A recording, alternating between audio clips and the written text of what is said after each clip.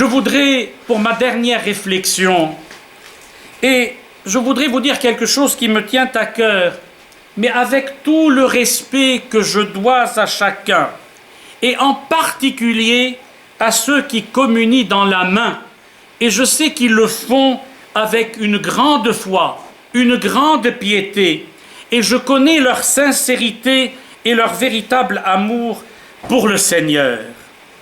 Cependant, il me semble important de souligner que cette pratique de la communion dans la main, telle qu'elle est permise aujourd'hui en Occident, est en contradiction avec la manière traditionnelle de communier dans toutes les églises orientales, qu'elles soient coptes, syriaques, grecques ou autres.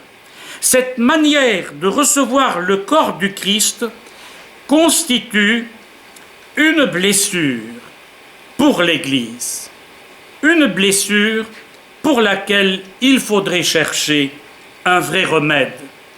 Vous savez, durant les 5 dernières années de son pontificat, le pape Benoît XVI ne donnait plus la communion qu'aux fidèles agenouillés et dans la bouche. Le pape Jean-Paul II, quant à lui, avait refusé de donner la communion dans la main à l'épouse du défunt président Valéry Giscard d'Estaing.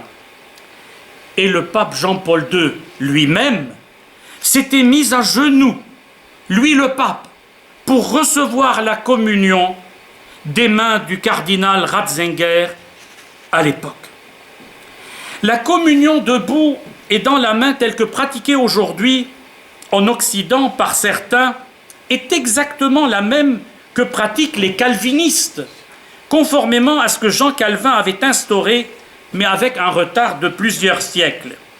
Et pourquoi Calvin a-t-il imposé cette manière de faire? Et pour nier expressément la présence réelle du Christ sous les espèces du pain et du vin.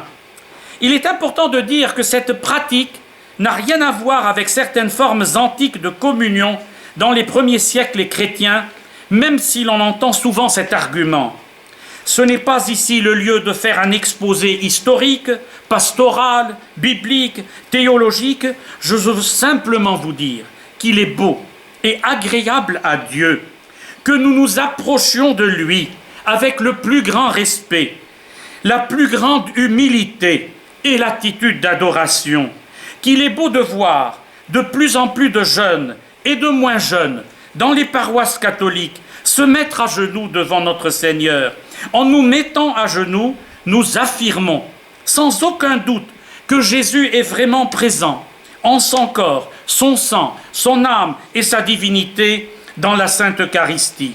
À l'inverse, recevoir le corps du Christ debout et dans la main, c'est accomplir objectivement le même geste que lorsque nous prenons un morceau de pain ou un simple biscuit, sans distinction claire de ce que nous recevons, le très saint sacrement, le roi des rois, le sauveur du monde.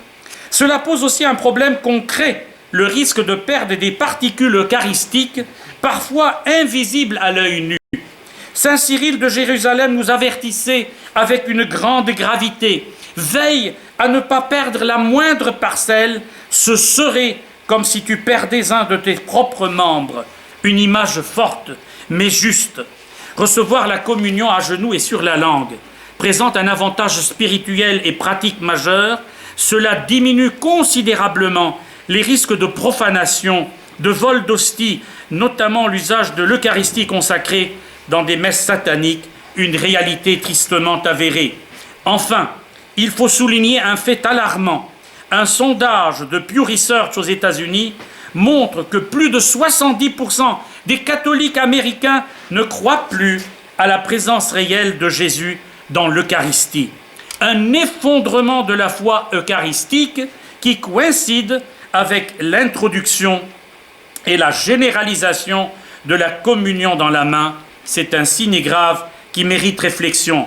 Chers amis, ce message n'est pas un jugement contre quiconque, c'est simplement un appel à réfléchir dans la charité à la manière dont nous manifestons notre foi en la présence réelle de Jésus-Christ.